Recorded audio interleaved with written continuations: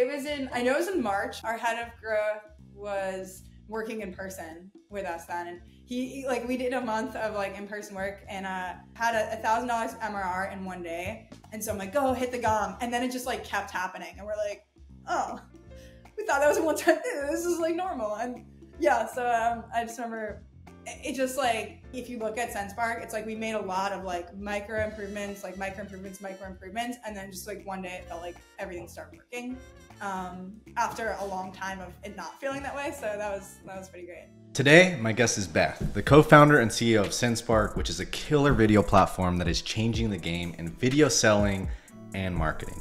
Now, Beth's journey to Sendspark is super fascinating, and it's rooted in her experience in solving real-world problems in marketing and sales.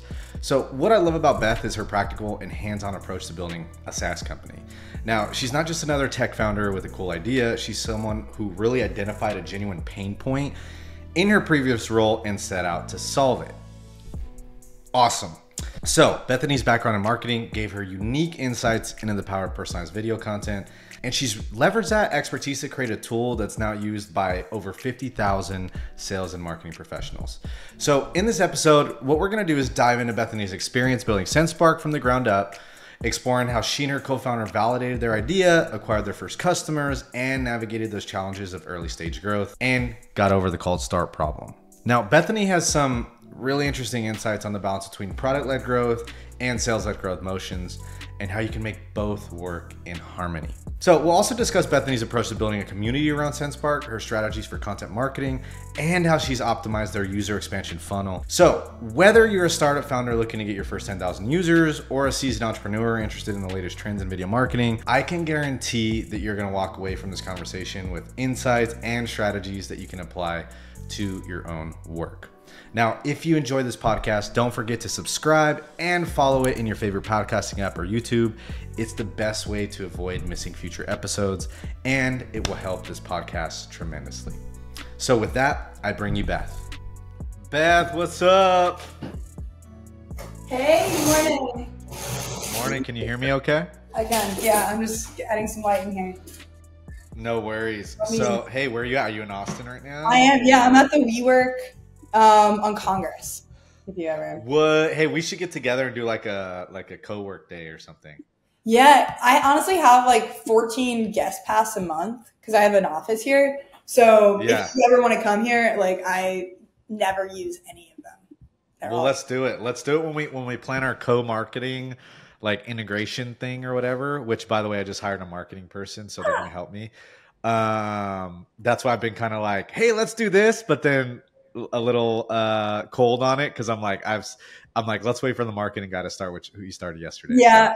So, you know.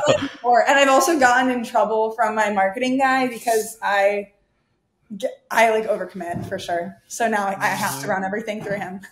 Yeah, exactly. You gotta do it. You have to send the email and do the follow up and do this and that. And I'm like, oh, I just thought their product was cool and. Yeah, we were just gonna do it. Just throw everything everywhere on everyone's plate, you know.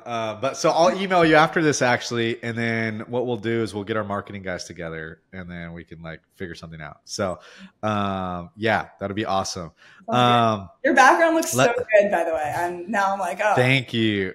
Yeah, I have a whole studio set up here actually, so in my house.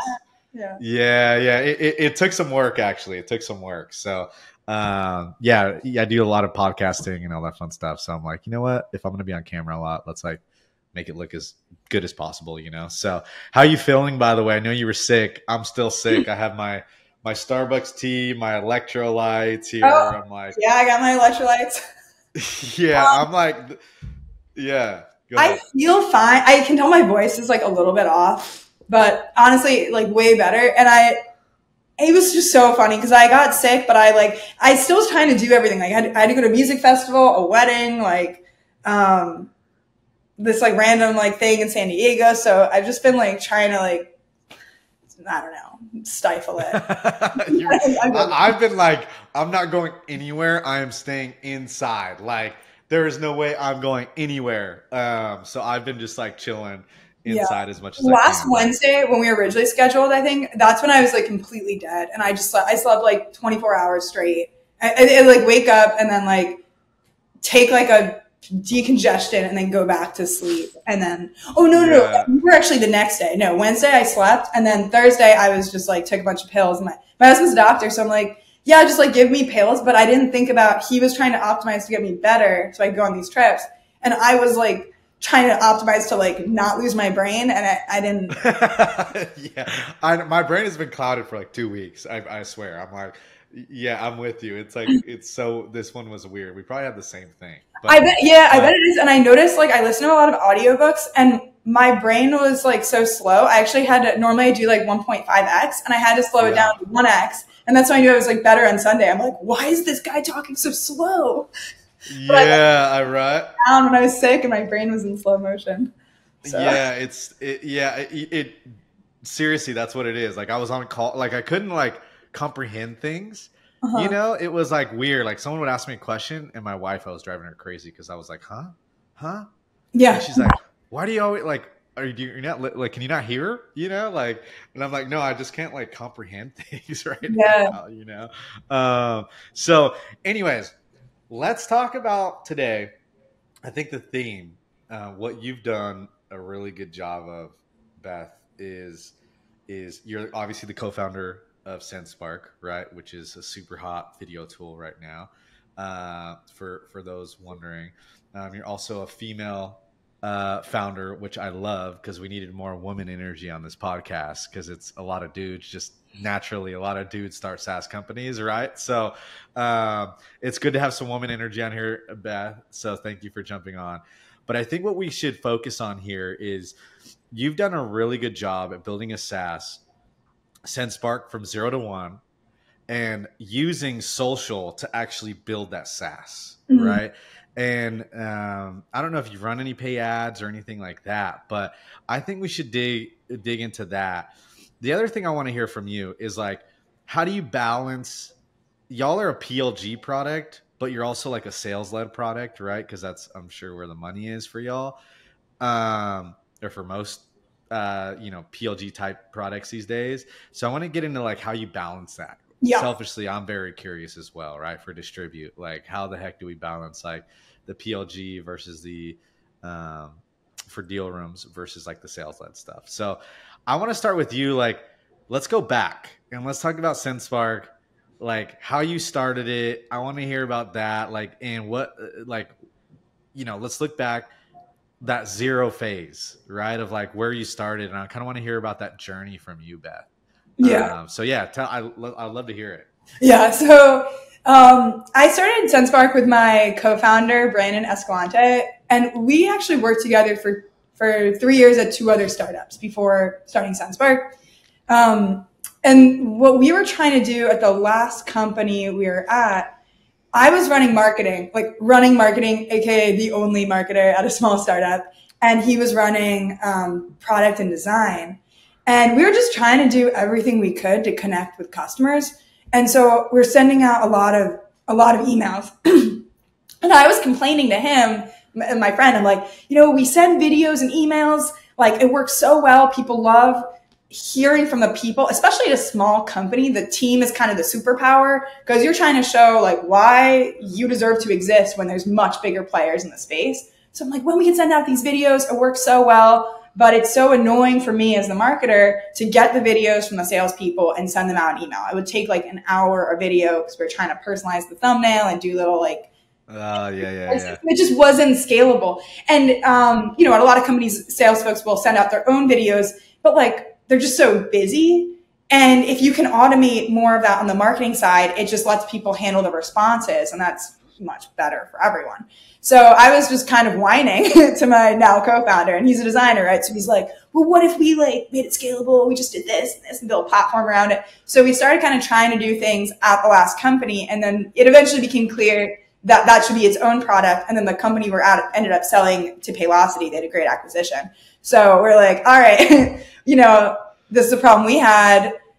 Can we build this for other people? And we definitely thought things would be a lot easier than they were. Like it's been a journey, for sure, but a lot of fun. And I love working with Brandon and I love the team we've built now. Yeah. Yeah, well, let's hit on that because, you know, this is a common theme I see with people who start companies, which is they start them to solve their own problems, Mm-hmm. you know, and I always tell people it's like, don't reinvent the wheel and try and build a next SpaceX. Like, make a product that's already out there 10% better, or like build something that solves your own problem. Because if you have the problem, there's probably millions of other people that have that same problem. You Yeah. know, so it's like, this is interesting through tinkering, you know, which I think some of the best founders are tinkerers, right? They're constantly tinkering and experimenting, trying things. And with you guys were just basically trying to solve your own problem, you know, Yeah. which is awesome. And it's like, I think a lot of times, even me, I overthink like, oh, what's the thing you want to build? And it always comes back to like building the thing that I'm like, I wish I had this, Yeah. you know? And I also feel like if you kind of start there and other people have the problem, like that's a good start. And then you learn so much from your actual customers that if we were to, like, there's no way we would have been able to see exactly what Sendspark is now because it started from our problem, but then it evolved with our customers and how they were using it and what they were doing successfully, and then how we can make other customers successful the same way, and also how the market changes. So I feel like if there's something that you have a problem for, you may as well just try to start it, but be open-minded to see where it could go as well. Yeah, that's a good way to think about it too. And it's and for you, let's dive into that. You said listening to customers, and I think if you go on Twitter, or if you listen to any like startup guru, they're like, talk to customers. That's number one, right? But like, what does that mean for you? Right? Like, where are you talking to each individual user that was signing up? Like, and how has that evolved today? Because now you have a full functioning platform. You know, how did talking to customers look like at the beginning? And then like, what's it look like now? Yeah. It's a good question. I think that in our case, we are product led. So we have a lot of users, like I think I checked recently, there's like over 50,000 accounts. So I'd say that like sometimes people like talk to customers. I'm like, how can you not? They find me. Like Sendspark had some downtime last week. Someone like texted me and I was like, who is this? And how do you have my number? He's like, I'm in sales. I found your number. Like, I'm trying to upgrade my account. Can you fix it? I was like, yes. Okay. They text you, huh? Oh, wow. Yeah. No shame. Shout out to whoever that was. That's just like texting the founder, like, hey, I need to upgrade my account. Like, what a boss move. Yeah, like I love it. Like, yeah, what? Like, let's make sure this works for you. So I think that there's been like different levels. Like, you know, before we had a product, it was like talking to people who could be customers and just trying to understand what they're trying to do. Then it was onboarding customers. And then, you know, early on, I was the only person me and my co-founder were doing support. And I just remember doing like just constant like support all times. And then we hired our first support person. That was amazing. And then actually like, so I feel like it's really shifted. In the last few months, I've been doing sales. And then now we're building out our sales team. So I'm not needed there. And now I'm doing a lot of onboardings. So like, I feel like it kind of shifts, and really it's been very organic that there's just always something that needs to be done. And I'm like the one that'll try to fill the gaps and make sure, like, I think of my job as how do I empower the people I hired to be really good at their jobs? And then how do I fill other gaps? And then once that gap gets filled, I'll kind of move on to something else. One thing I'd also recommend people do, have you seen that like superhuman product market fit formula where when new customers sign up, you're supposed to send out an automated email that says like, what platform did you switch from? What did you hate about that platform? No, yeah. No, okay. Tell us more. So, well, it's funny. So this is like the superhuman product market fit article. Like just Google that and you'll find it.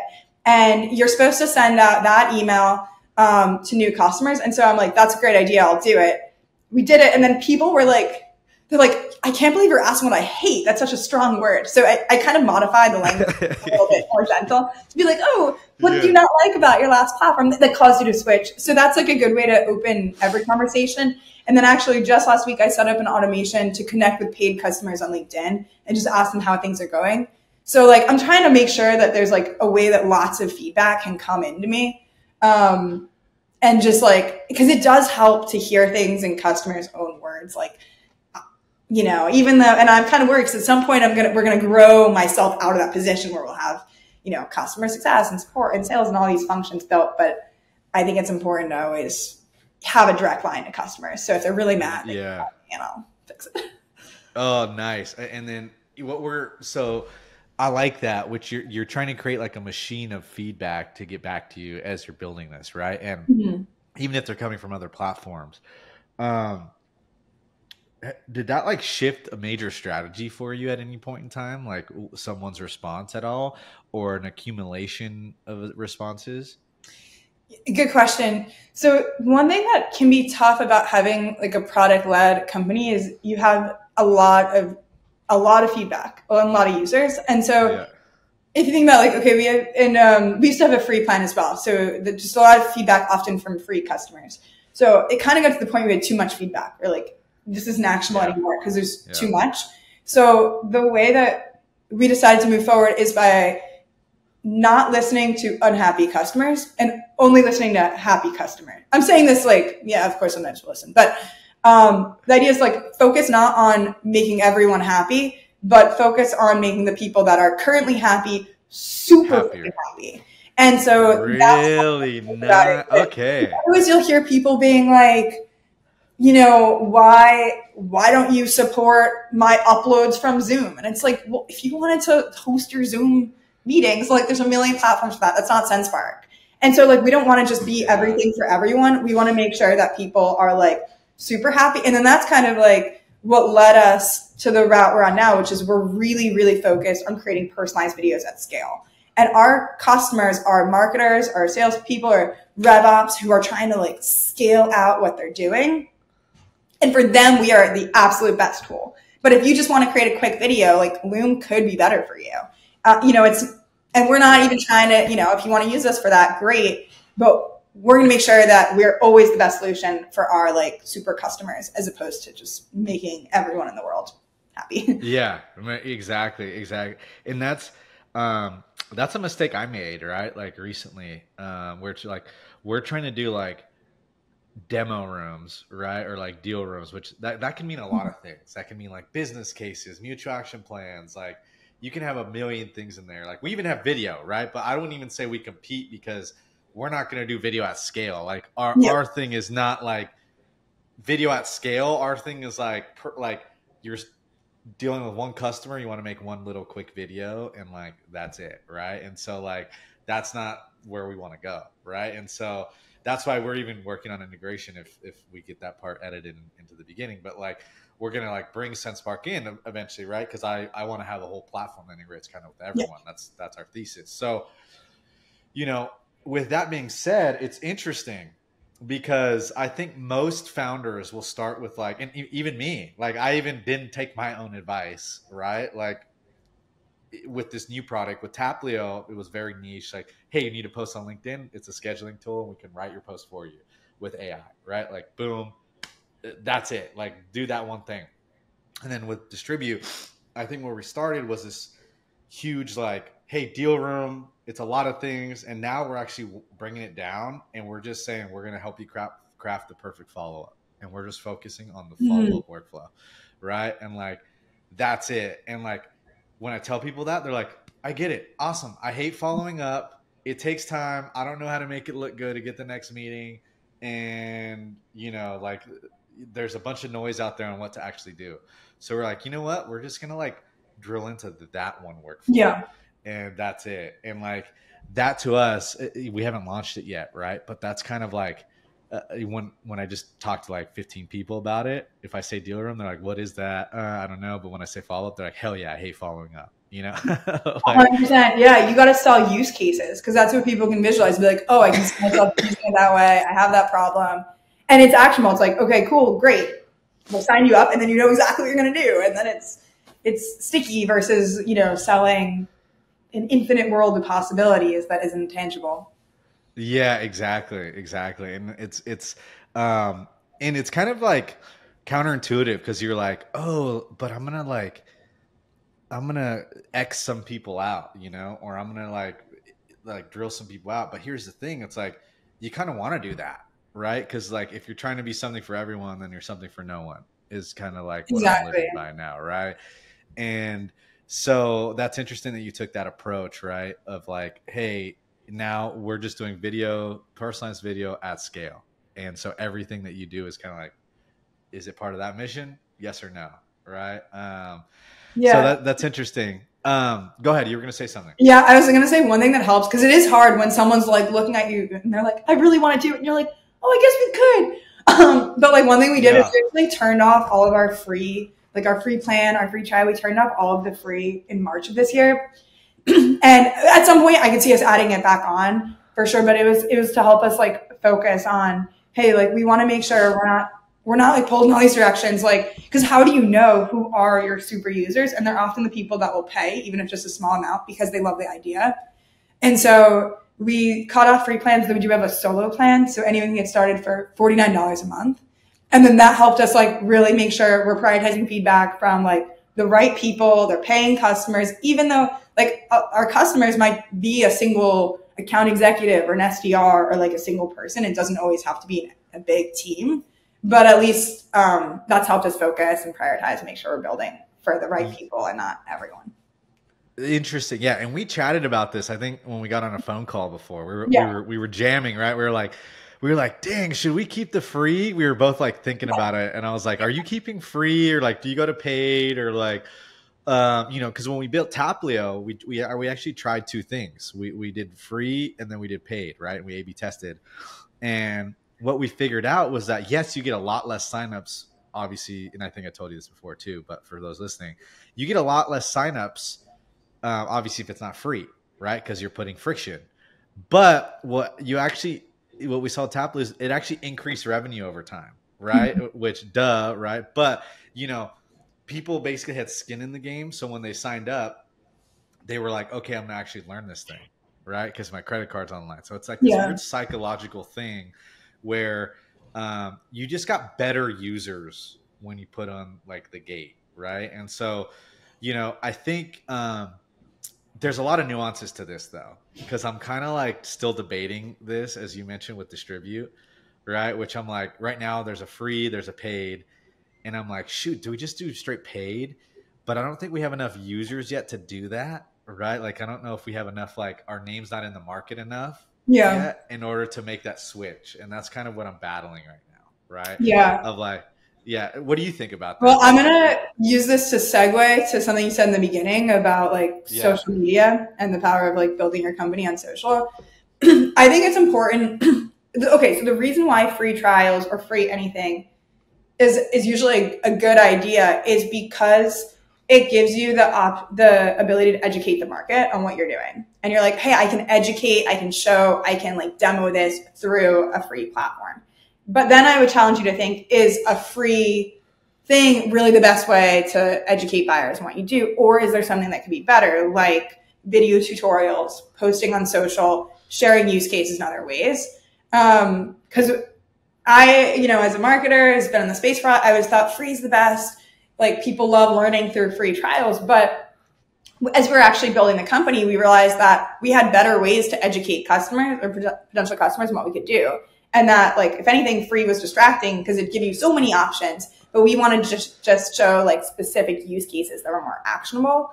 And so we found that by removing free, it was like removing a handicap we didn't even know we had, and it forced us to be more creative on how to educate and show people value before they buy.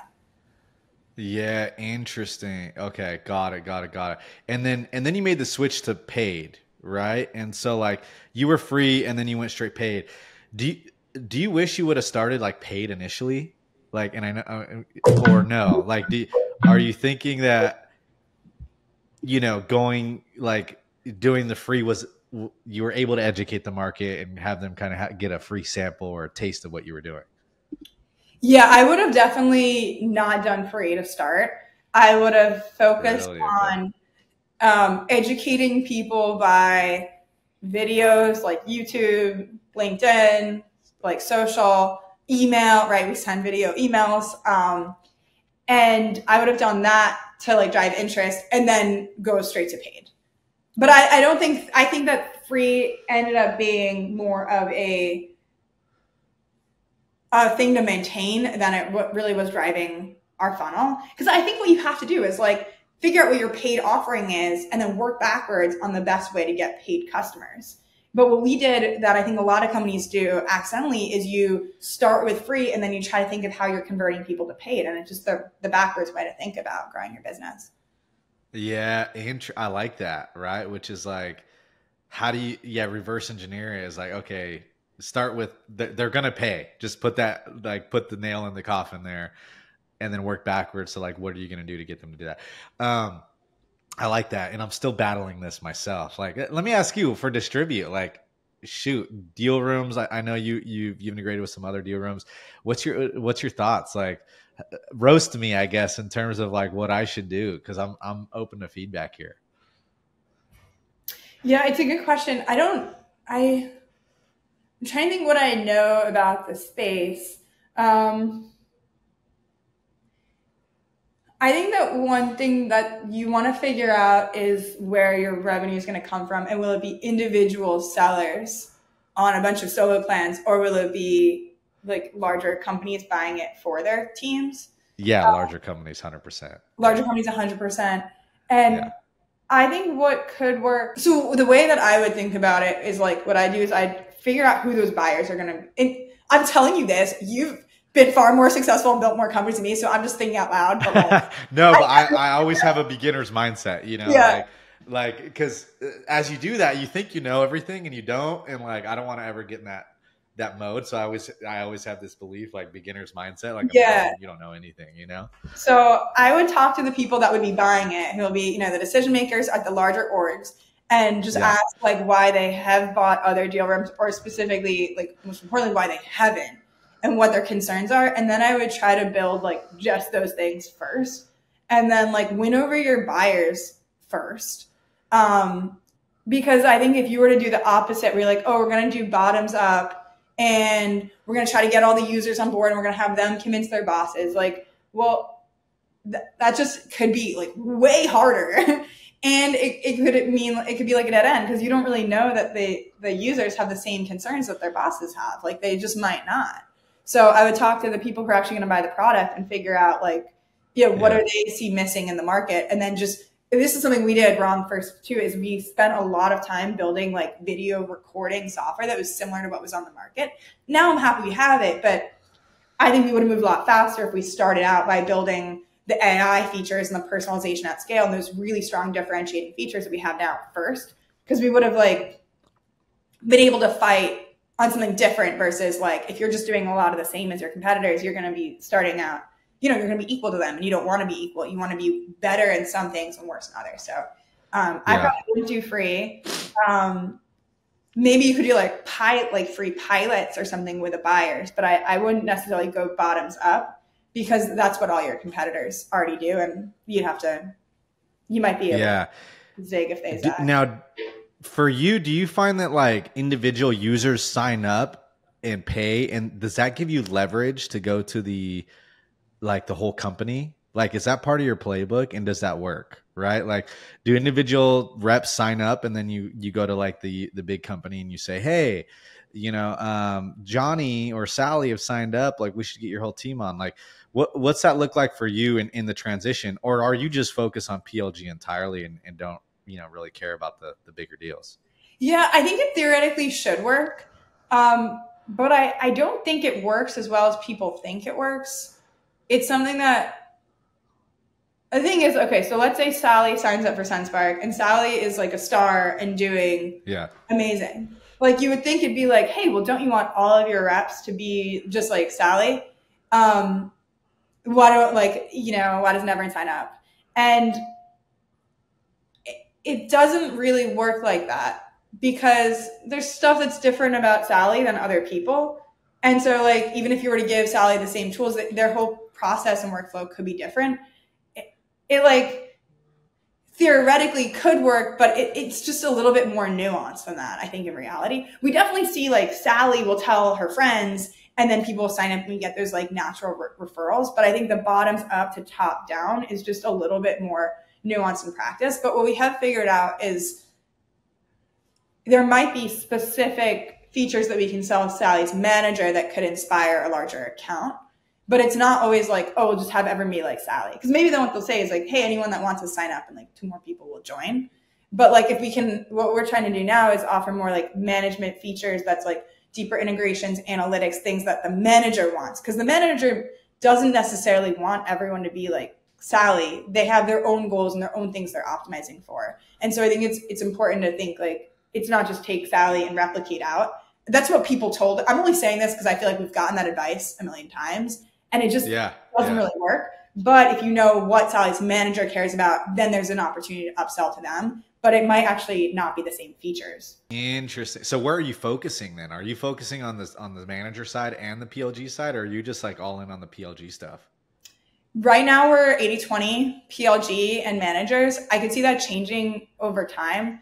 But basically the PLG stuff is working like super, super well. So we don't want to like slow down there. And like, I also feel like these are our users, or the people that like trust us to build a good product for them. Like I want it to work and I want to like live up to what we, said we'd do. So we're most of our focus is there right now, but then we're also making sure that we can do the things that the managers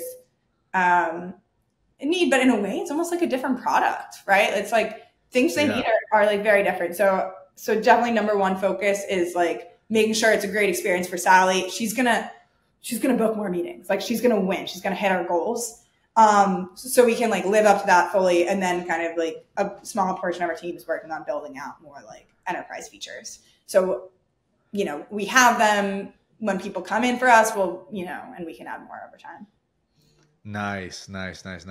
Got it. So you are focusing on the PLG motion, which is interesting because like the friends that I talk to, other founders, right? They're like, a lot of them would say that PLG is overrated, right? They're like, there's a ton of churn, 10 to 20% of the users churn. That means in, 10 months, you'll churn your entire user base almost, right? So like, for you, how are you battling that churn kind of issue? Are you having a churn issue? I don't even, let me ask that first, but like, I'm sure you do have churn, right? Every PLG product does. And how do you battle that? So I hate churn. So that's like my favorite part about PLG. Everyone does. Because like, there's no way you like take a person, even people are like, love Sendspark. I just am like focusing on different stuff right now, but I promise we'll be back in 3 months. I'm still like, like in the heart. I hate churn, but I think it is par for course of PLG. And there's so many benefits to working with users, like that virality, like people will post about how they're using it. They're drawing other customers. They're telling their friends. It's a very, very, very fast sales process, right? Like often you're not even talking to people. If you do, it's one call. So there's like, because you're just talking to the person who can buy, there's not like, oh, let's set up 5 different meetings with different stakeholders and then think about it for 6 months. Like it's very fast. So there's a lot of pros, and that con is definitely churn. It's easy come, easy go to some extent. So I think you just have to like be realistic about, there's some things that we're going to do, and we're going to have a faster sales process, and we're going to have these scalability factors. But yeah, the trade-off is churn. And is there a way that we can also figure out how to then use our PLG users to get these longer contracts with the companies they're at, which, we definitely see some of that too. And we see that happen organically, but you are often competing with yourself, because you'll talk to a company and they're like, yeah, this seems great. Like big deal. Let's make it happen. And then they'll be like, actually, we can just have 5 users sign up online. So like you do battle that, but I think that like the grass is always greener a little bit. Like there's flaws with every business model. Yeah. That's the issue that I think a lot of people face, which is like, do I spend time with individual users, right, that are going to like pay this money, and then in 3 months they're just going to leave anyways.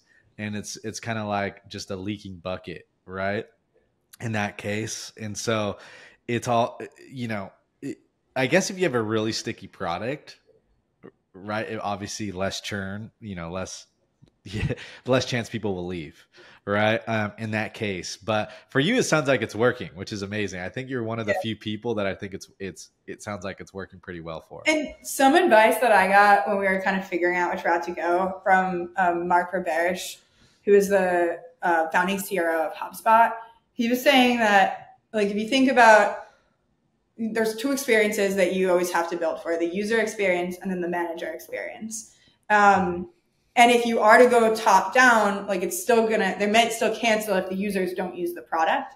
And so if you have to build two eventually, like it could make sense to start with the user experience, because like you're going to have to build it eventually, but they can at least start buying sooner than if you just were to do the top, they sign up, then no one uses it, and you still have that churn. It just maybe delayed a year because they paid for an annual contract. So that's how we thought about it, of like, we don't want to have a bad user experience. So we may as well, as we're kind of building here, let people buy it individually and move faster.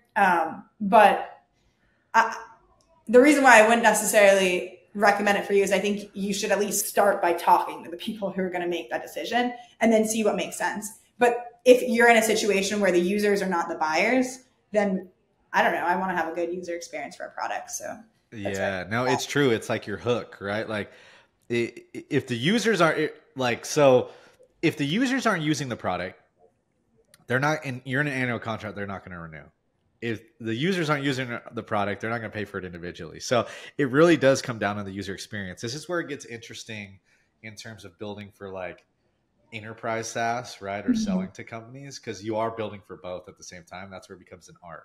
Yeah. Right. Where like you have to focus definitely on the user, but you also, because adoption is key when you're selling any single type of product to end user, adoption is number one. And I think a lot of people underestimate that, right? Especially in today's market, post ZERP era, right? Like, outreach, right? When we were growing like a weed, number one thing was always like implement them well, because with good implementation equals good adoption, right? And so, the reason people would churn there is no one's using it, right? No one's using it. They weren't trained well enough. Like, we know the product works, right? Especially at the time, there was not a ton of competitors, all that stuff, ton of stuff, but your product is relying on the user adoption, right? And so it totally makes sense there. Like, if the users don't use it, you're screwing yourself both ways, whether you're doing PLG or top down, right? So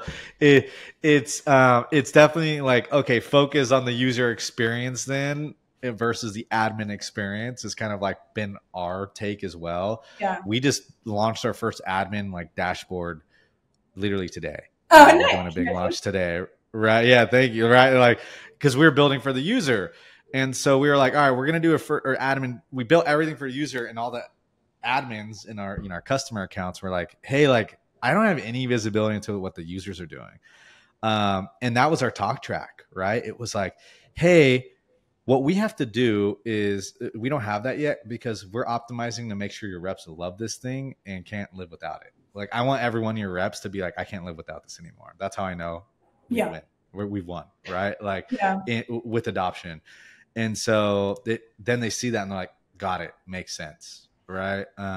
But we've had to battle that in our deals, right? Because they're like, there's no admin anything in here. Like, my wife's team, uses it too. And she's like, when are you building my dashboard? Like, my whole sales team is using this. I don't know what they're doing, but they're using it, and they love it, but I don't know why they love it, because I can't even see anything, So definitely big lesson there for sure. For sure. In a way, churning is learning. Like, there's no better way to like you want to get that feedback of people are signing up, they're using it. If they're not happy, they cancel. You get that feedback. You can really optimize that user experience. And then from there, add your admin dashboards. Yeah. And let me ask you this. I'm curious, when was the big like breakthrough for you, Bethany? Was there ever like a moment in time, like, where you were like, holy crap, okay, people are signing up, people are paying, people are using this? Was there like a breakthrough moment for y'all? Yeah, there was. I know it was in March, because our head of growth was working in person with us then. And we did a month of like in-person work in Chattanooga. And I remember, and there was like a gong in this office because it was a co-working space. And I had him like go up and like hit the gong, because we just had multiple $1,000 MRR days where like, oh no, it was the first time. So we like had $1,000 MRR in one day. And so I'm like, go hit the gong. And then it just like kept happening. And we're like, oh, we thought that was a one-time thing. This is like normal. And yeah, so I just remember it just like, I feel like if you look at Sendspark, it's like we made a lot of like micro improvements, and then just like one day it felt like everything started working after a long time of it not feeling that way. So that was pretty great. Nice. And was that after you launched the new pricing page when everyone had to sign up and pay and put in? Oh yeah. It was like only a few weeks after. We did a bunch of things then, so I don't think it was like just that. Like, we made a lot of product features, we were doing more marketing, like we were doing a lot of things. And then we shut off the free plan because it was also just hard to support a lot of free users, and we wanted to focus on making sure the paid people were getting like a really good experience, and we were continuing to build on for them. Nice. Interesting. Okay. So, and then what do you think led to that? Was it just like, was it your marketing LinkedIn post? Was it a certain thing? Was it just like everything compounding everything compounding. Things definitely snowball a little bit where it's like, you add new features and then people talk about these features on LinkedIn and then that gets more exposure and then people are signing up and so it felt like a bunch of things kind of coming together and working at the right time. Also helped that we had an extra person on the team, like Ben joined then and he's really great and was doing more demos and we're marketing more everything. So it's tough because at start before that we had a long period where we were doing a lot of things and it's like we knew every improvement was good, but it's like we're still missing something. So we do this. People are like, oh, just do this. So we do it. Oh, just this. Yeah. And like nothing was happening because there were still too many holes. So it just all of a sudden felt like the compounds were compounding. And then as we added more, they would add more on top of that. And that was really pivotal. And it took a long time to get there. It was a lot of work. Yeah. Wow. And was it like, do you think a certain feature kind of triggered that? This is a dumb question, but like, if anything, so I feel like investors are always like, it's not one feature because as a founder, you're right. Yeah. Everyone's like, it's not features, man. You can't just keep building features and then like it'll work. Right. But yeah. Honestly, I do think that the AI voice change was really big for us because we had a lot of ways to make it dynamic before then. But people always wanted to say, well, I want to say the first name, hi, Andy, in the video. And I think that adding that was like definitely helped a lot. It definitely wasn't everything. But but it's a little thing.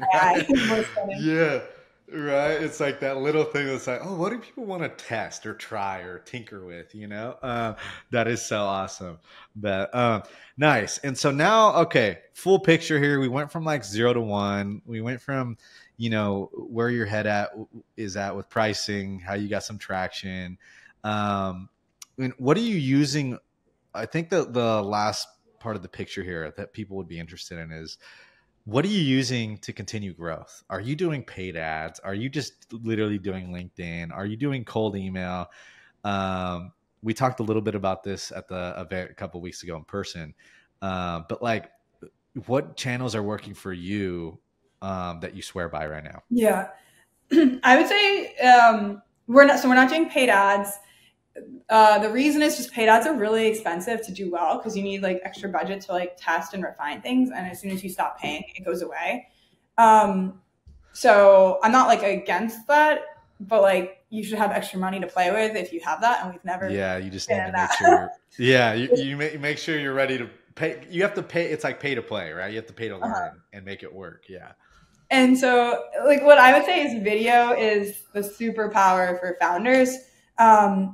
In a few different ways.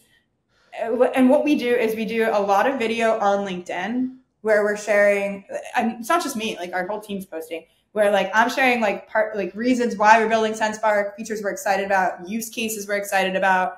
The team is posting different things as well. And we work with like partners, other people in the space that are also like posting ways that you can use like Sendspark and Clay together or other tools.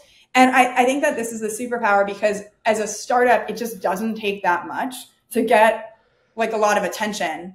And because not that many people post on LinkedIn. You think people do because that's what you see, but the reality is not that many people post. So if you post, it's like 0.1% of all users, or maybe it's 1% of all users post or something crazy like that, right? Yeah.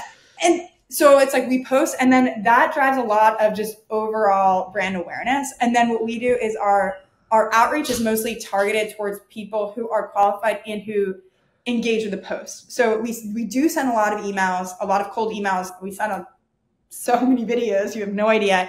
But we're just because like this is easier, it's warmer. We're focusing on people who've engaged with content that we've written or someone else has written about us. And then if they're qualified, then we'll send that video that's like, hey, saw you engage with this post. Here's a quick demo of how Sendspark works. If you want, you can sign up here or meet with our sales team. And so like just the way of warming the water with social has helped so much. And it makes the sales process a lot easier because if you're sending out videos, people like see your face and they like trust you a little bit more. And so like when we weren't doing this a year ago, we'd get on a call and people are like, oh, I've never heard of this company. Like, who are you? Like, why does this exist? Yeah. And kind of like pushy. But now when we talk to people are like, oh, I've seen your stuff. I know what you do. I know that Warmly or whoever uses you and they're really successful. So it just changes the vibe. So I'm really big on like social, video, and then like, of course, email is really powerful, but we use it like it's not really the first touch anymore. It's later in the process, or not even later. It's just like to and beyond. Yeah, and you're like you're the epitome of like eating your own dog food. Yeah. Right? Like you're using your own video tool to send videos to people to show them, hey, here's the video I made for you. You can do this too. Yeah. Which is super interesting. And like that's what your product does, right? Helps you do video at scale. Yeah, and so yeah, that's awesome. And then are you personally doing the videos, Beth? Or like for like the people that engage on your posts or sometimes.